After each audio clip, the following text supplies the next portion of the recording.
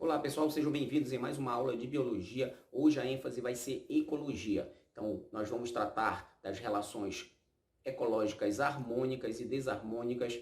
Nós vamos ver dentro desse grupo as relações do tipo colônia, sociedade, mutualismo, protocooperação, as competições tanto intraespecífica como interespecífica, o parasitismo, o predatismo e o amensalismo. Tá? Não saia daí. Se você ainda não é inscrito, não se esqueça de se inscrever no canal, clicar no sininho para ativar aí as notificações, compartilhe esse vídeo também com seus colegas e não deixe de dar aquele like se você gostar do vídeo no final. Primeiro conceito que vocês não podem esquecer é relação harmônica, também chamada de relação positiva, no qual nenhum das duas espécies que estão ali interagindo vão sofrer. Então, na relação harmônica, os dois se beneficiam.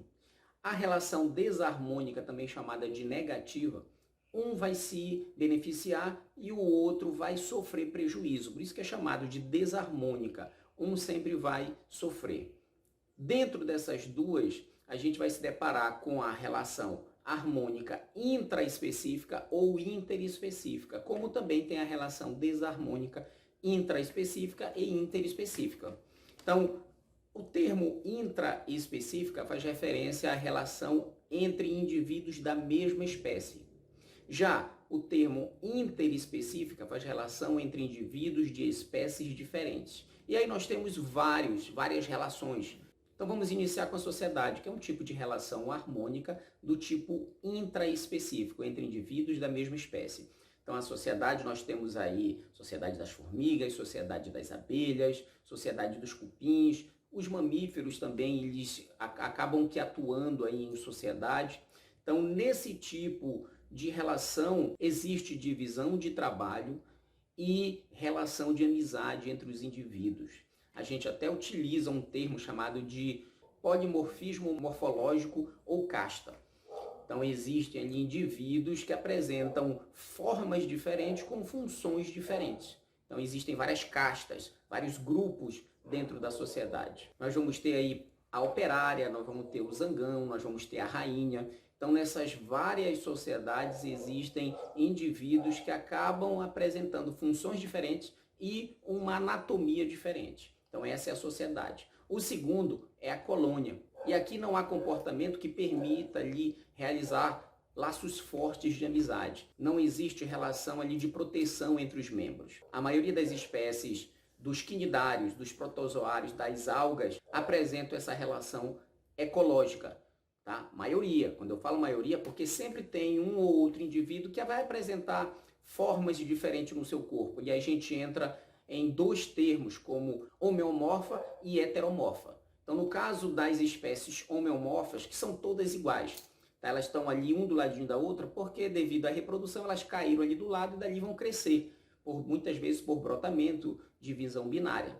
Então, os protozoários, as algas, as bactérias, elas acabam se enquadrando nesse tipo de grupo, homeomorfa do grupo das colônias. Mas alguns quinidários, como as caravelas, elas vão ser heteromorfas, quer dizer que determinadas partes do seu corpo são diferentes, que essa parte vai ser utilizada para a reprodução ou para a alimentação. Mas, de forma geral, as colônias não apresentam essa solidariedade entre os grupos, diferente do grupo da sociedade. O terceiro é mutualismo. Esse tipo de relação já é harmônica do tipo interespecífica, quer dizer que ocorre entre espécies diferentes.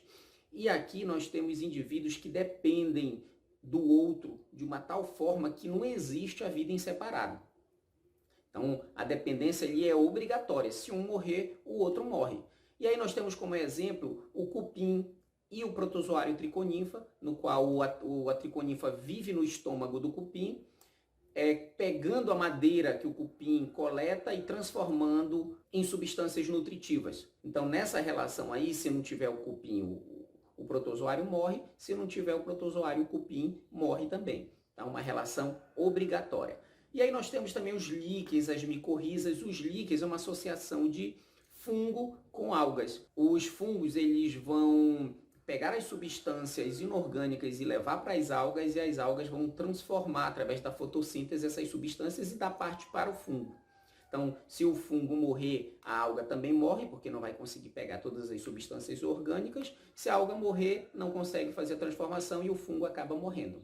No caso das micorrizas também. Lembrando que eu já tenho um vídeo falando sobre o reino fungi, sobre os líquens e as micorrizas. Vou deixar um card aqui para que vocês possam relembrar de detalhes relacionados aos líquens e às micorrizas. As micorrizas, a mesma coisa. Os fungos vão pegar as substâncias inorgânicas e passar para a raiz pega essa substância inorgânica e transforma em orgânica e passa a parte para os fungos. A outra relação é protocooperação. Nessa relação já não existe aquela dependência obrigatória. As espécies elas podem viver separadamente. Então é uma relação harmônica do tipo interespecífica, no qual espécies diferentes elas vão se relacionar sem essa dependência obrigatória. E aí nós temos vários exemplos. O caranguejo, que a gente chama de paguro, com as anêmonas. O que o caranguejo faz?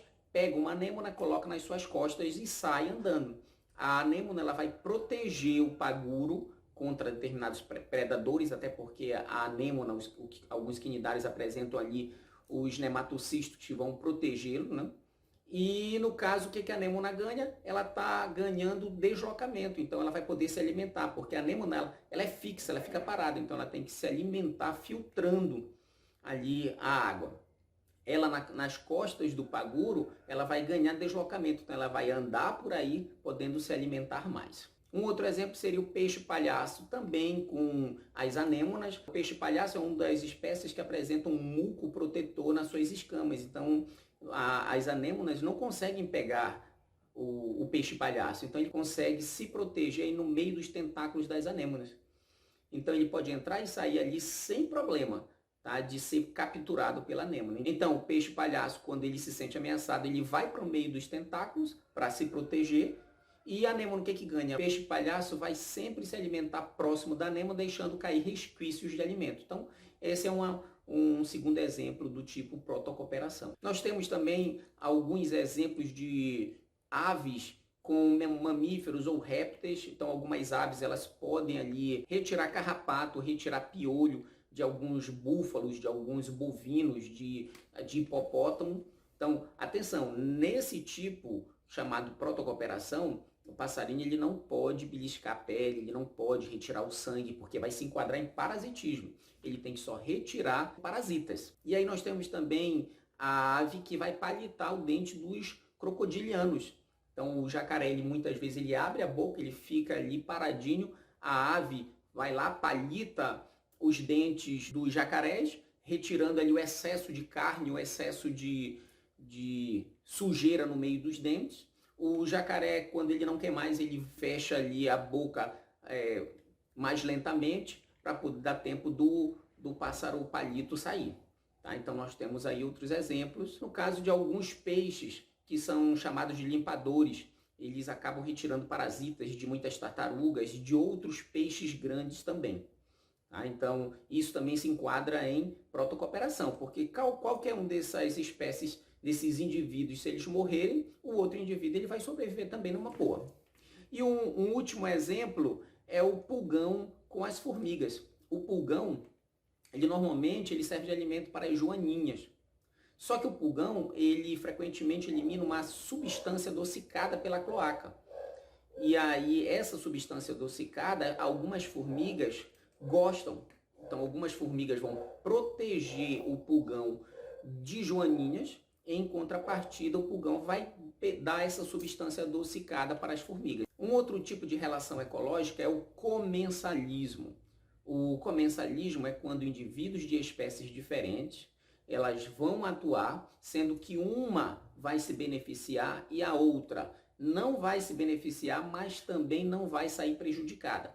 Então só um se beneficia, o outro nem sai no prejuízo, nem sai no benefício. E aí nós temos dentro do comensalismo alguns outros conceitos que podem ser adicionados como sinônimos, como por exemplo a foresia ou forésia, o inquilinismo, o epizoísmo e o epifitismo. No caso da foresia ou forésia, é quando um indivíduo usa o outro como meio de transporte.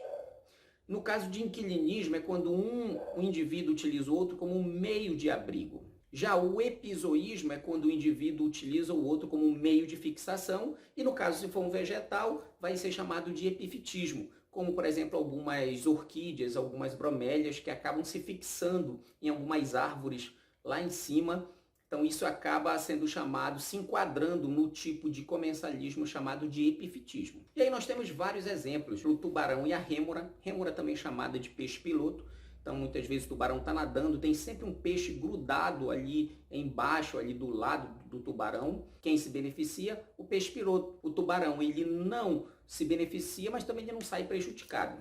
Então, um exemplo de comensalismo. O outro é o Fieraster, também chamado de peixe-agulha, que tem uma relação com o pepino do mar. Muitas vezes o Fieraster, para se defender dos predadores, ele entra pela cloaca do pepino do mar e fica lá dentro, protegido. O pepino do mar, ele, como tem uma cloaca que muitas vezes serve até para eliminar vísceras na forma de defesa, ele não se incomoda com a entrada do Fieraster e ele fica lá dentro protegido.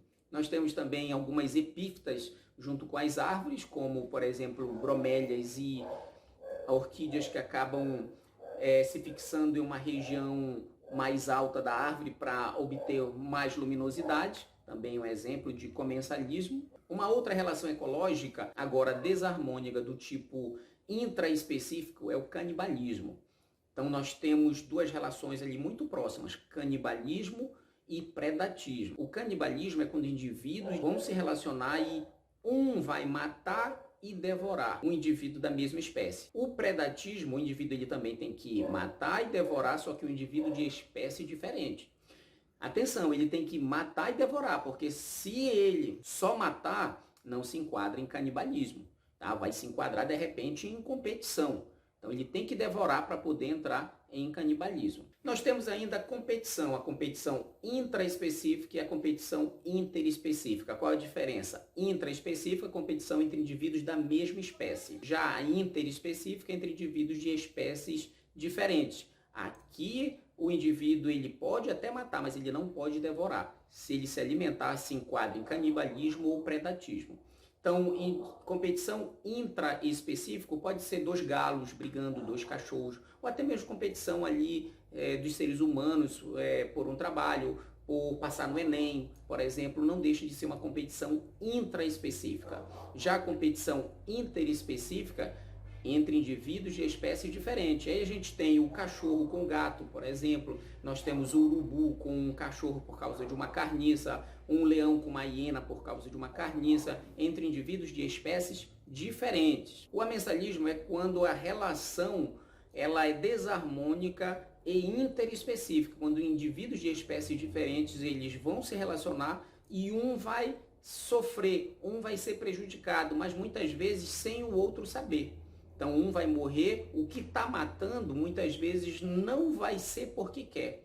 Um exemplo é a alelopatia. A alelopatia é quando algumas árvores eliminam uma substância ali próximo, impedindo o crescimento de outras árvores.